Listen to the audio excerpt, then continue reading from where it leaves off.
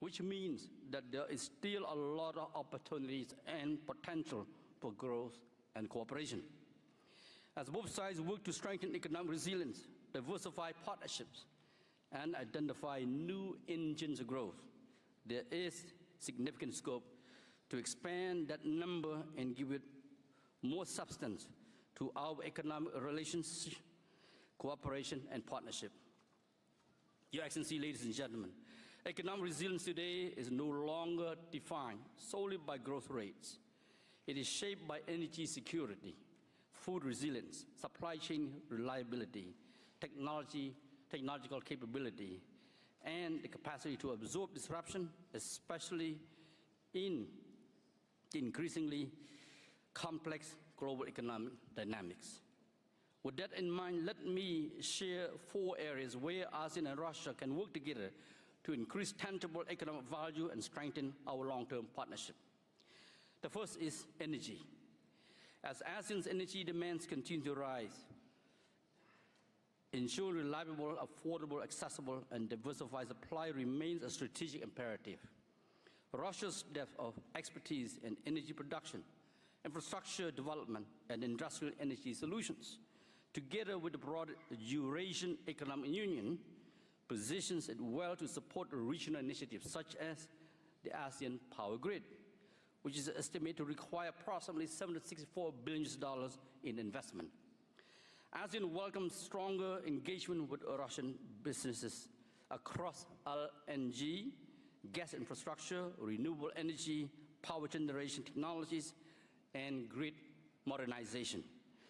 Beyond energy security, there is also room to develop collaboration in emerging areas, particularly in energy efficiency, smart grids, storage, hydrogen, and low-carbon technologies, where both sides have an interest in building long-term capability. The second is food security and agriculture. Food security has evolved into an economic, social, and strategic priority, not merely an agricultural one. Reliable access to commodities, fertilizers, processing capacity, and efficient logistics is increasingly central to long-term resilience. Russia's strengths in agricultural production, fertilizer supply, agri-technology, and logistics are well matched to ASEAN's growing agro-industry and food processing sectors. Stronger partnerships, technology collaboration, and investment in sustainable agriculture and food systems can generate new commercial opportunities while supporting ASEAN's broader sustainability goals and its green investment potential, estimated up to $6.7 trillion by 2050. The third is supply chain connectivity and investment in new growth sectors. ASEAN has reinforced its position as a major manufacturing and production hub, integrated into regional and global value chains, supported by frameworks such as the Regional Comprehensive Economic Partnership, or CEP. Russia, meanwhile, holds strong capabilities in industrial manufacturing, transport infrastructure, engineering, metals and minerals, as well as logistics. As companies seek to diversify production networks and reduce concentration risks, ASEAN and Russia are well placed to position themselves as reliable partners within a more diversified Eurasian economic landscape, while the EAEU's integrated market and expanding transport corridors providing for a connective tissue. The fourth is digital transformation. ASEAN is currently one of the world's most dynamic digital markets. Its digital economy surpasses $305 billion in 2025, growing at approximately 15% year-on-year across major markets, driven by artificial intelligence, cross-border digital payments, and expanding data infrastructure such as data centers. A significant milestone was reached with the conclusion of negotiations on the ASEAN Digital Economy Framework Agreement, or DIFA, expected to be signed later this year and projected to add $2 trillion to ASEAN's GDP by 2030.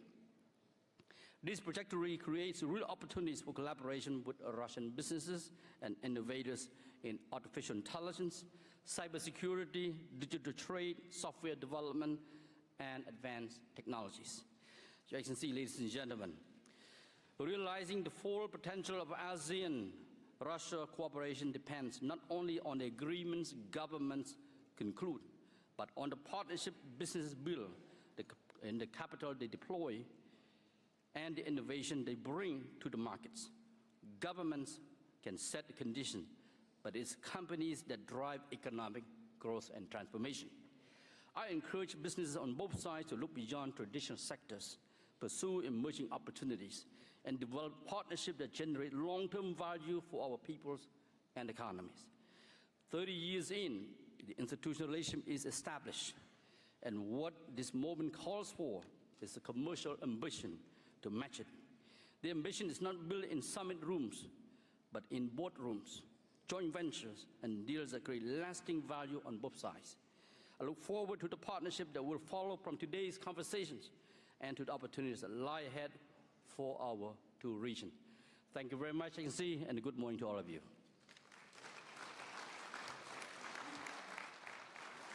Благодарю вас, господин Хорн. Слово предоставляется премьер-министру Малайзии, господину Анвар бин Ибрагиму. Прошу вас.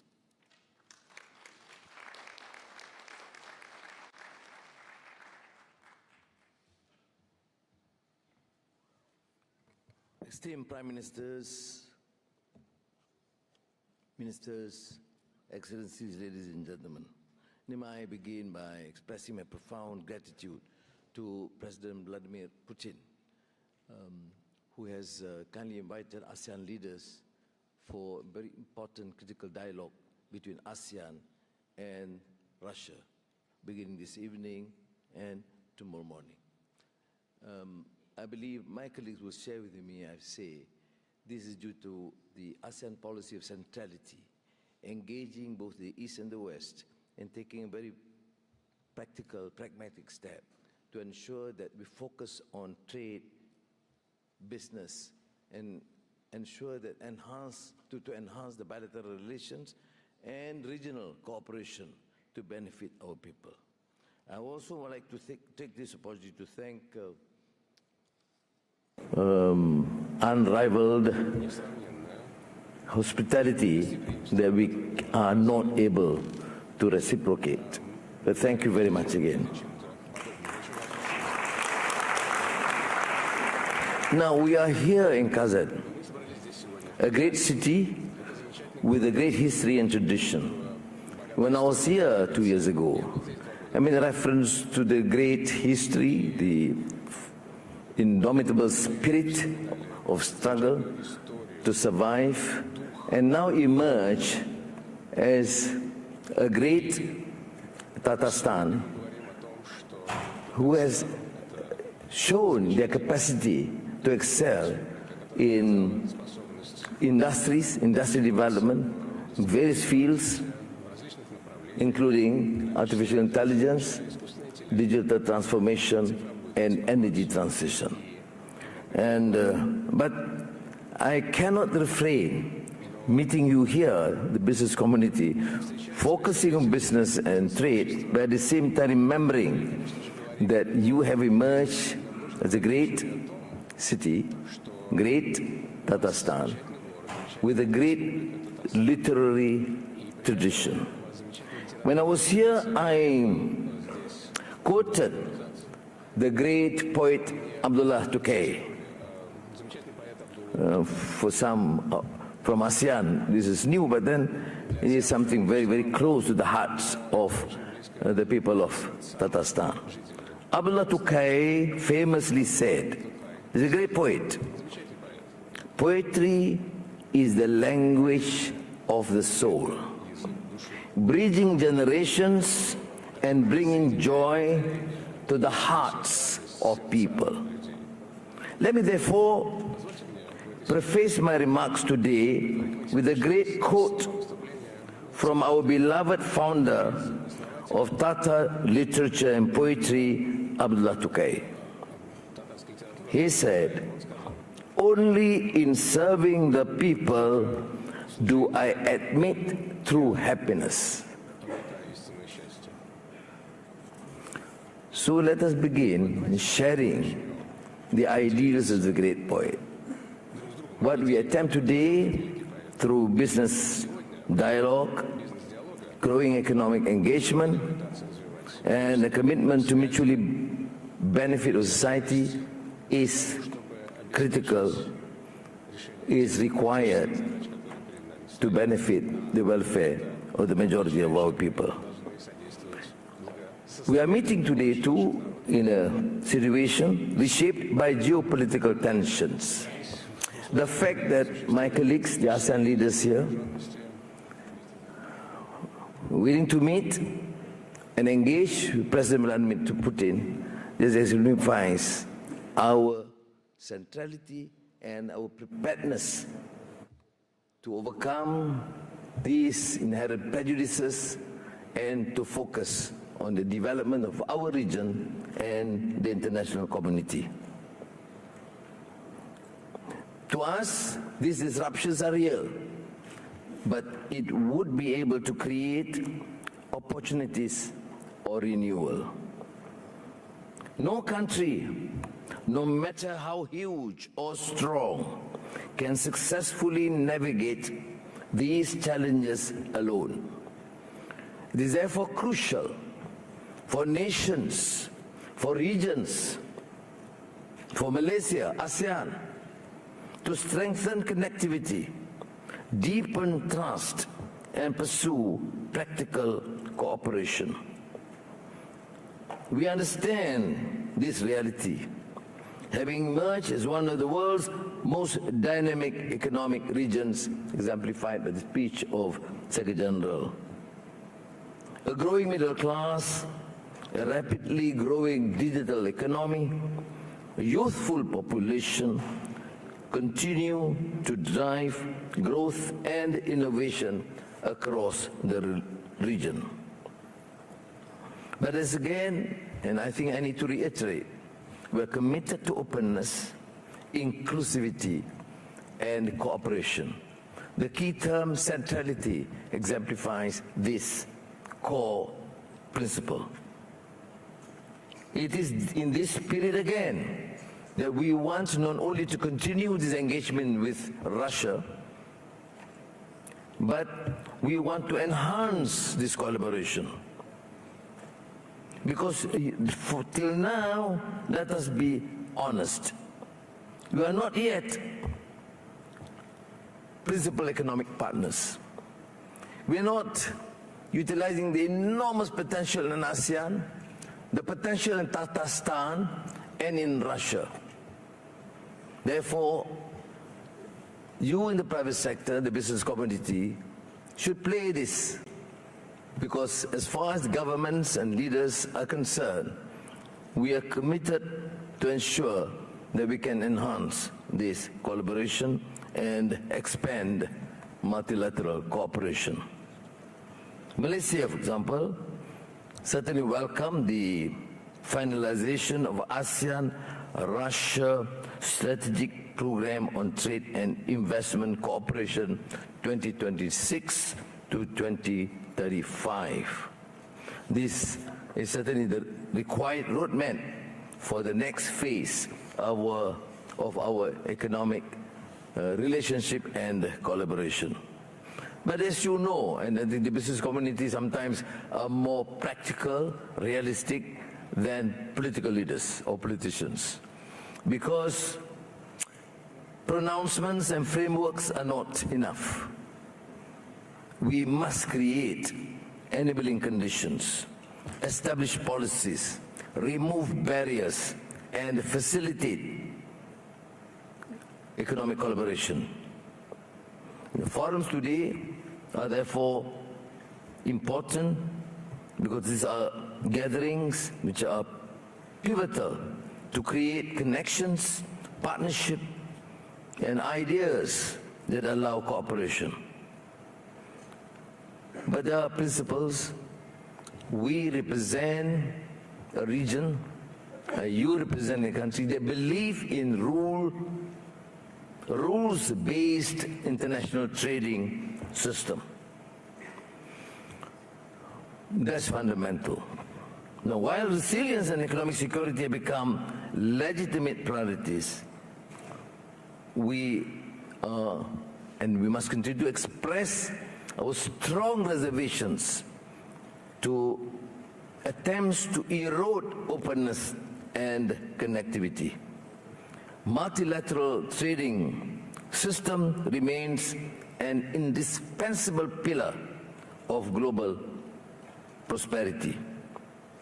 And we believe with this attitude and change and renewed commitment, ASEAN, Russia at this critical juncture can continue to express our views firmly, strongly for open trade, for collaboration in the interest of our regional development and the international community.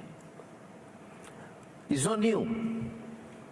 We have been engaging actively, ASEAN and Russia, for the last 35 years.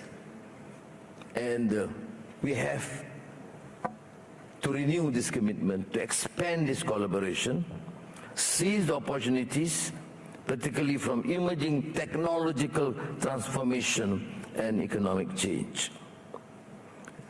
If we succeed, and I believe with your collaboration and commitment, we can, the next chapter of ASEAN-Russia relations will be defined not only by stronger economic ties, but a shared contribution to stability, resilience and prosperity, and more so, the enormous contribution of Russian arts, culture, poetry and literature, which we can share and which can benefit humankind. Thank you.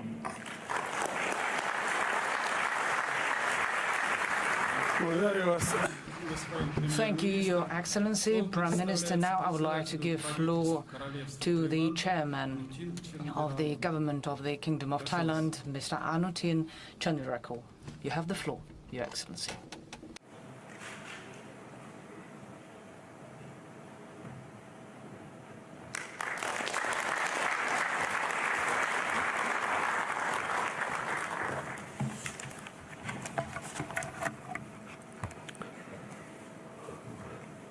Prime Minister Alexei Pesochin, PM Anwar, Prime Minister Lee Min-hung, Secretary Kao, Mr. Chairs, Excellencies, distinguished members of ASEAN and Russia's business communities, good morning.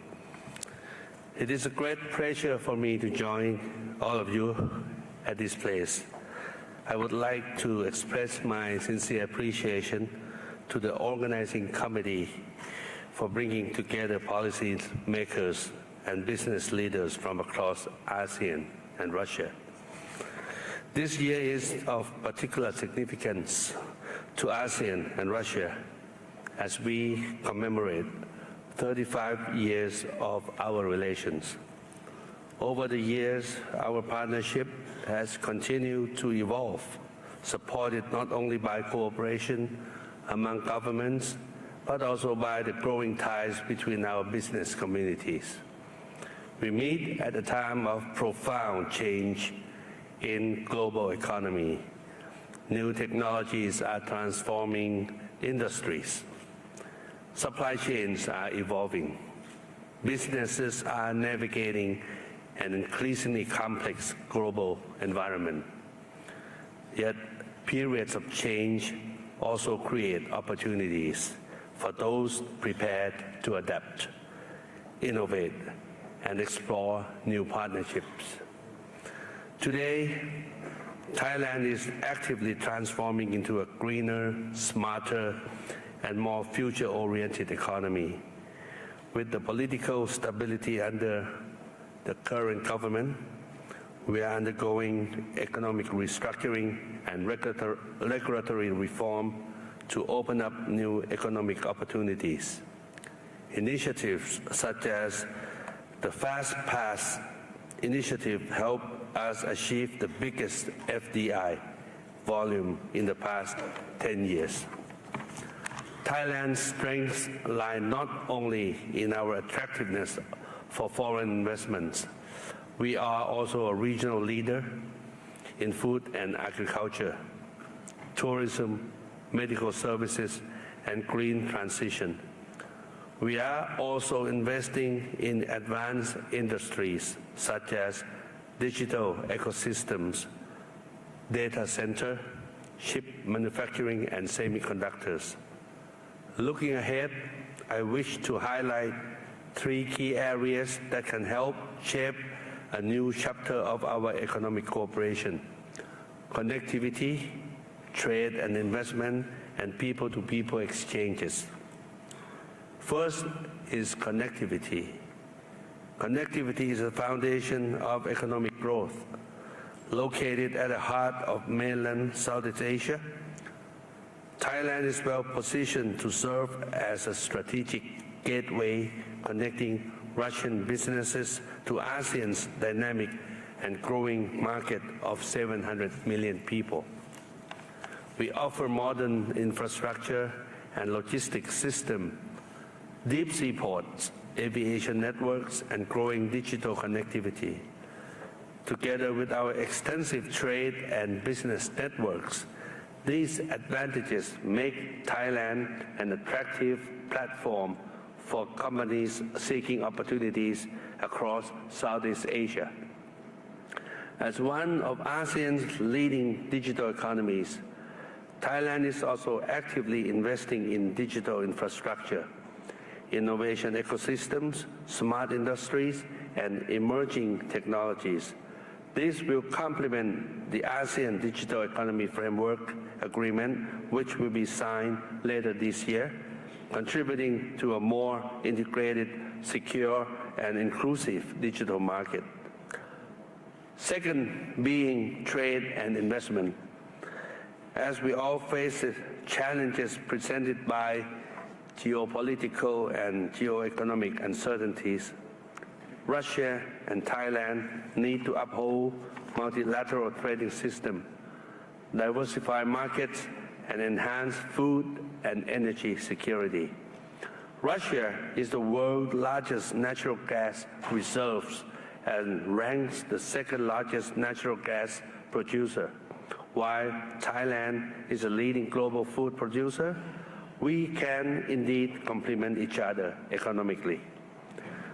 Thailand particularly welcomes the increased interest of Russian investments through the Russian-Thai Investment Forum, especially in the areas of digital, agriculture, energy, tourism, and creative economy. At present, approximately 2 million tourists from your country, Russia, spend their holidays in our country every year. But I believe and I'm certain that there's still a big room for further increase in this tourism area. Thailand remains committed to maintaining an open, predictable, and business-friendly environment. To advance our economic cooperation, we therefore see value in launching negotiations on a Thai EAEU FTA to facilitate trade and create new economic opportunities for our businesses. Third, people-to-people exchanges. Strong economic partnerships are ultimately built on strong relationships between people.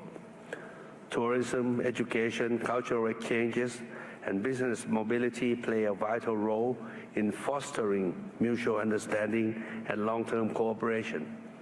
Thailand is pleased to welcome all tourists from Russia, many of whom also call Thailand their second home.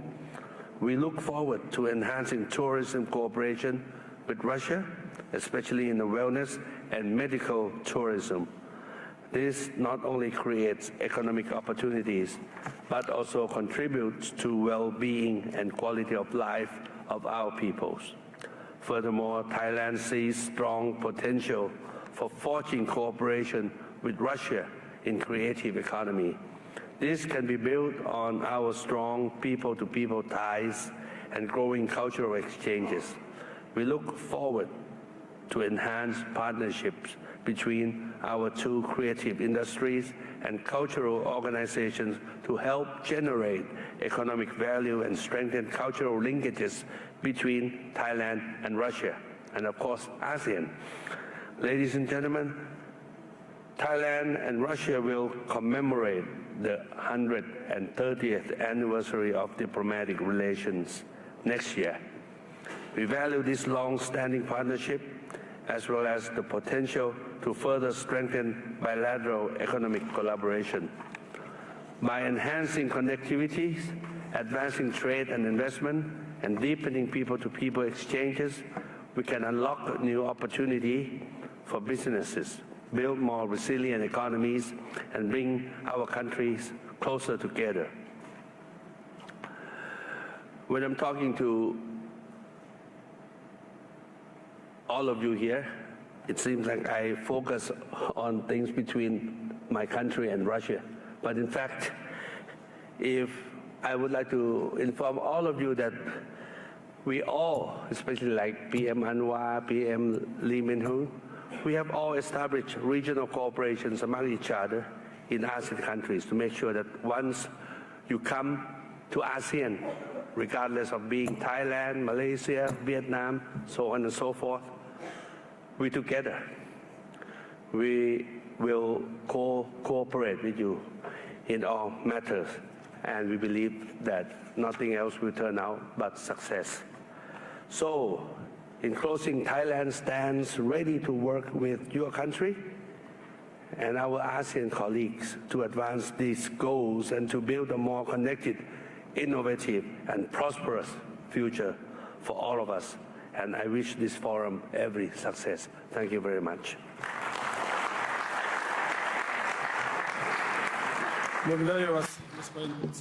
Thank you, Prime Minister. Now I'd like to give floor to the Prime Minister of Socialist Republic of Vietnam, Mr. Le Minh Hong. You have the floor, Your Excellency.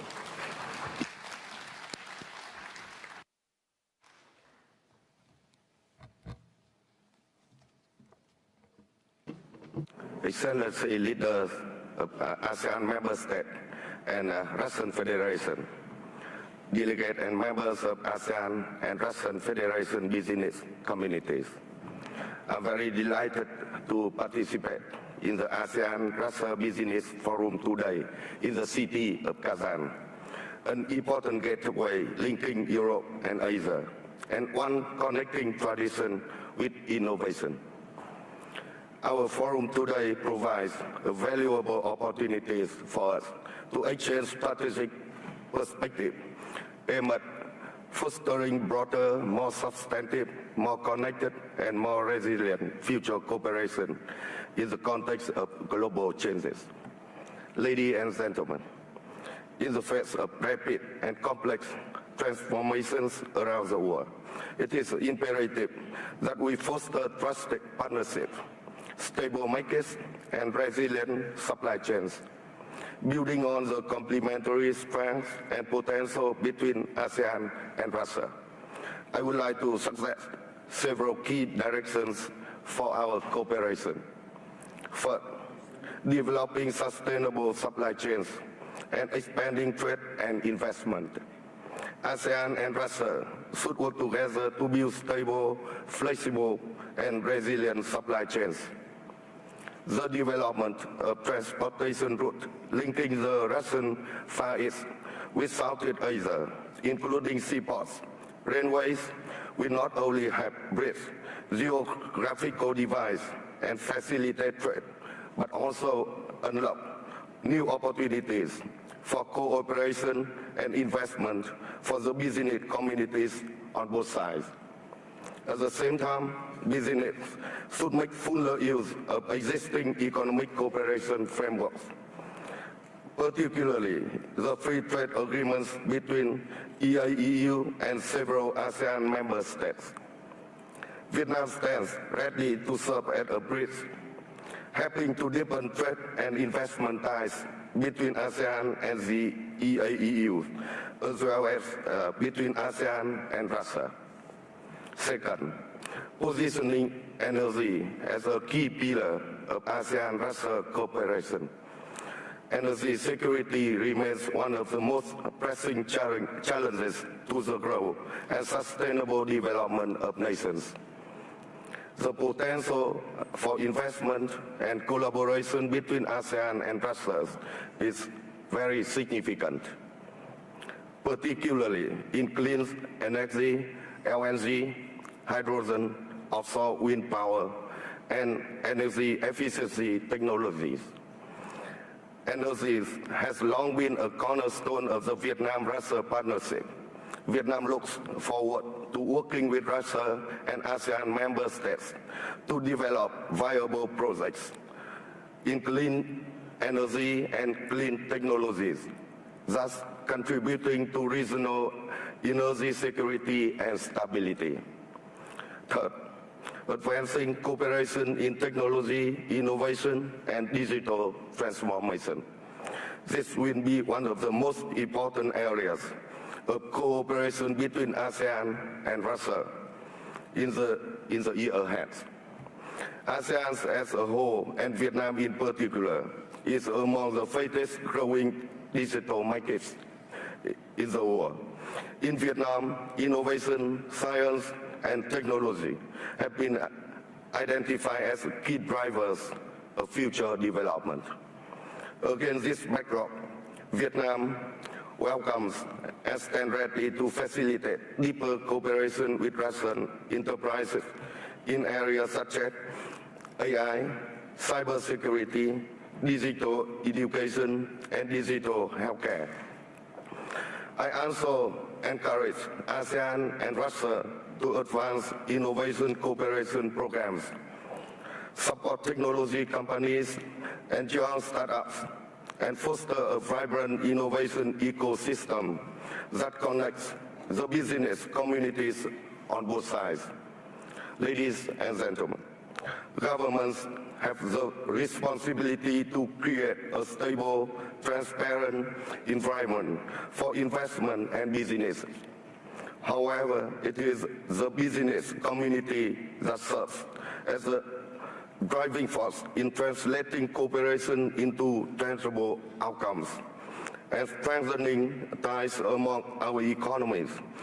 I encourage ASEAN and Russian business community to continue making a long-term investments and to work together in building new value chains for the future that deliver mutual benefits.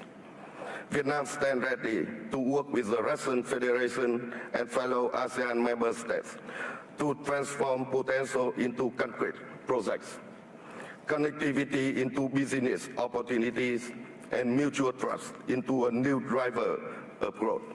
Thank you for your attention. Thank you very much. Thank you, Your Excellency, Mr. Prime Minister, and the floor goes to the Minister of Economic Development of the Russian Federation, Mr. Maxim Reshetnikov. The floor is yours, sir.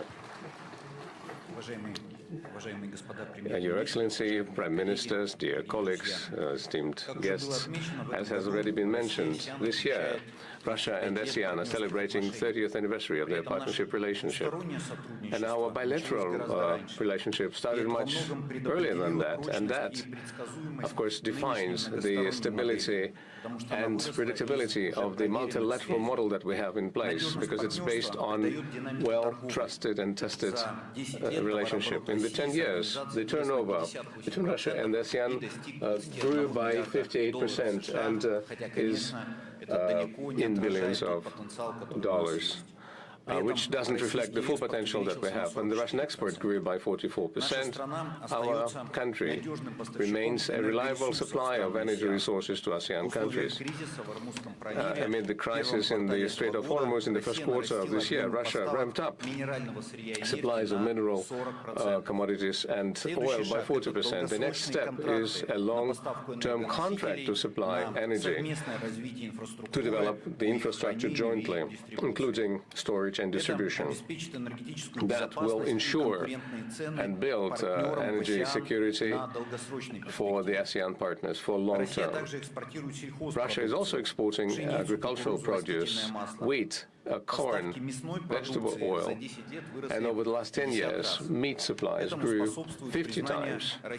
That means that the Russian veterinary certificates are recognized in ASEAN countries. Fertilizers export grew by 1/3. Last year, we broke a record in our trade with Vietnam. There are examples of when industrial facilities localize their production, and we're ready to share our technologies and train people. Over the 10 years, we increased imports from ASEAN countries by 70%. We are buying produce, machinery, equipment, transportation vehicles, chemical products, textiles, shoes, and clothing. And all of this is happening amid uneasy conditions, high predictability, and the erosion of the basic principles of the WTO. All of this creates challenges. And yet, Russia and its ASEAN countries, too, continue to operate under the multilateral WTO rules. We're not using hidden protectionist means, be that climate agenda or other mechanisms that restrict technologies, restrict access to these technologies, and restrict competitiveness. We remove barriers, and that includes tariff and non-tariff barriers. Over the last 10 years, we have been using the free trade agreements between the Eurasian Economic Community and Vietnam. And last year, we signed an agreement with Indonesia. Its specificity is in that it applies to 90% of all of our trade. For our partners from ASEAN, this means getting access not just to the Russian market, but also to the market of the entire Eurasian Economic Union of 183 million people. And we're ready to replicate this to other countries of ASEAN. It is important to remove non-tariff barriers and recognize Russian certificates for pharmaceuticals and harmonize quality standards, including halal standards, and all of this will boost trade. Electronic processing at customs, paperless technologies is the direction where we need to go. We need to have reliable settlements mechanisms. Settlements in national currencies is an important and necessary step, not just to develop the relations between Russia and ASEAN, but also to improve resilience, security of the payment systems of each country. Explosive growth of the platforms in the economies prompts us to develop electronic trade, and this is where Russia is one of the leaders in platform-based economies. Our platforms lead on the domestic market in all of the key segments, from e-trade, e-commerce, to delivery services, taxi, to fintech and search systems. As of last year, the volume of e-trade grew to $140 billion, and that was a growth of 28%. For ASEAN countries, that's a ready channel to develop bilateral trade. And yet our platforms are present in more than 10 countries, and we have the experience of connecting foreign suppliers to these systems, and this is a great channel for sending new channels to the markets and a great channel for communicating with the local sellers and local producers so that we could involve them to the global market. In addition, Russia has created a very comfortable regulatory environment, and the current geopolitical situation has allowed us to develop the most technologically advanced and protected system of cybersecurity in the world. Our business is also ready to enter ASEAN e-trade markets in Singapore, Thailand, Vietnam. And the Russian Export Center is already developing their center of national shops made in Russia as subsidiaries of national e-trade platforms. We are improving the logistics connectivity. Since 2022, Vietnam has been getting direct cargo shipments from Russia, and it's also used as a transit to Cambodia, Thailand, Malaysia, and other countries. And railroad routes have been established to deliver cargoes to third countries. We're ready to develop new independent transportation corridors, including those that would use the potential of the Northern Sea Route. We believe that it is important to cooperate in the area of industry by creating clusters and advanced territories on a turnkey basis. We're interested in the presence of investors from ASEAN in the region. And another growth point is tourism. It has been mentioned already that the Russian travelers travel actively to the ASEAN region. 2 million visited the region last year. Statistics may vary. According to the ASEAN countries, it's 2.8 million, which is 1 million more than I've just said. And it's not just the tropical and rich tropical climate and the rich culture, but also the friendly relationship that attract people there. We, of course, look forward to meeting guests from ASEAN countries. We simplify visa rules, we develop new payment services, and we harmonize standards. And, of course, Russian creative products is something that stirs up interest. We have developed an assembly of creative solutions that are aimed at the ASEAN countries' best IT solutions, films, cartoons, and games. And we're ready to export that not just as a goal, but also adapt them to the local markets and introduce co-production and develop these products together. Your Excellencies, all of these priorities are in the strategic program between Russia and ASEAN on cooperation through 2035. It will be adopted this year and will become a plan of action to strengthen Russia-ASEAN relations in this field. The most important thing is that we see in ASEAN countries not just the partners, but as very reliable allies in building a better future, stable future. And I would like to encourage the businesses of both sides to involve themselves in ambitious projects to develop our economies, and so that people of our countries would see changes for the better. That is the global sense of this partnership. Thank you very much. Thank you very much. I would like to give the floor now to Prime Minister of the Republic of Tatarstan, Mr. Alexei Pisoshin. The floor is yours, sir.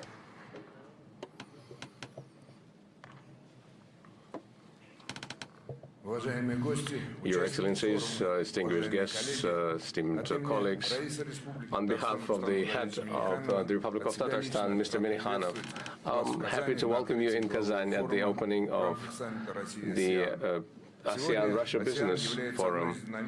And ASEAN is one of the most dynamically developing associations in the world, which has shown stable economic growth and high investment potential. Russia has been committed to strengthening its relations with the countries of the association, and our regions also contribute to the development of these ties. Tatarstan has been traditionally open to international partnerships, and the Republic is one of the leading industrial centers of the country, and is also a petrochemistry hub. It is involved in IT, high technologies, machine building, and we are developing the so-called special economic zones at industrial parks, information infrastructures, and we're creating very good ecosystems for investors. And of course, ASEAN countries are very important and promising partners. We have been wrapping up our economic contacts, developing our relations in industry, Islamic finance, digital technologies, education, science, and training. Our companies are interested in improving this cooperation and implementing joint projects. And I'm confident that this forum will become an effective platform for a substantive dialogue, search for new partners, discussion of promising initiatives, and development of practical solutions that will be conducive to strengthening business relations between Russia and the ASEAN countries. Today's world requires us to join our resources, pool our forces to cooperate for the long term. It is the business that is the main driver of these processes, by creating new opportunities for the economic growth and improving the well-being of our peoples. And I would like to wish all of the participants of the forum productive work, interesting meetings, successful discussions, and new joint projects. Welcome to Russia. Welcome to Tatarstan. Thank you very much. Thank you, Mr. Pisoshin. I would like to give the floor now to Chair of the Russia-ASEAN Business Council, Ivan Polikov. The floor is yours.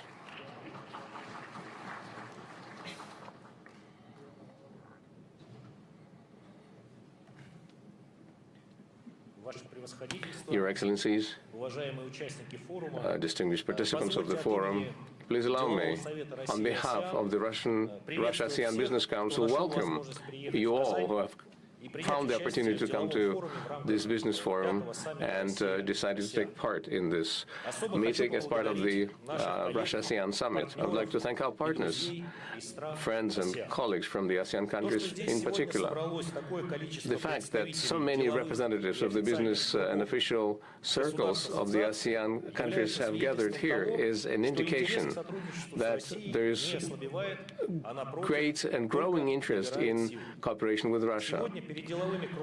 The business communities of Russia and ASEAN countries have a common goal, which is to build reliable supply chains, make the investment cooperation more active to diversify trade, and support joint projects in high-tech industries, among others. The trade turnover between our countries, which is current, does not reflect the full potential that we have between us, both in bilateral and multilateral formats, and the existing mutual interest. And that is why business communities believe that it is important that efforts need to be exerted to increase our trade by at least to $100 billion a year. I believe that all of the necessary conditions for that already exist, including the most recently signed free trade agreement between the Eurasian Economic Union and Indonesia. It was mentioned today some of the key areas of cooperation, and in the next sections they are going to be discussed further by the participants of the forum. But nevertheless, such topics as food and energy security, development of transportation connectivity, and the development of sovereign technologies and cybersecurity are in the focus of our relations. SMEs play an important role in the economies of the ASEAN countries, and we believe it is important to support the cooperation between the SMEs of our regions. I would like to mention the critical special role that is being played by the development of the human capital and the training of personnel. Our countries have excellent opportunities to cooperate in the field of education. I would like to wish all of the participants productive discussions, new agreements, and long-term partnerships. Thank you. Thank you, Mr. Polyakov. Dear participants, dear colleagues, our first session is coming to an end. Our work will continue. In this hall, some discussions will take place that will be focused on the issues identified by our speakers: finance, transportation, logistics, food security, digital. In the hall number 2, there will be a session dedicated to religion, traditional, spiritual, and moral values, and we would like to invite all of those who are interested in this discussion to take part. I would like to thank you for the participation in this session. I would like to wish you a very successful forum and all the best. And I would like also to thank our speakers for their substantive speeches. Thank you.